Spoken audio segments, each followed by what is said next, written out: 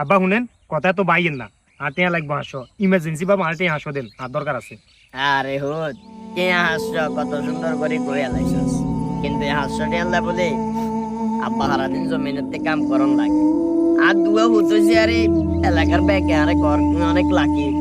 তোমারও লাগুন যদি কষ্ট মষ্ট করে মানুষ করতে আর অন্তত পক্ষে ভবিষ্যতে আর কষ্ট করার লাগতো না তোর করে আলিও মানুষ করছি মানুষ করবার ওরেও আই অন্য জমিনেতে কাম করে নিজের কানা নিজে কম লাগে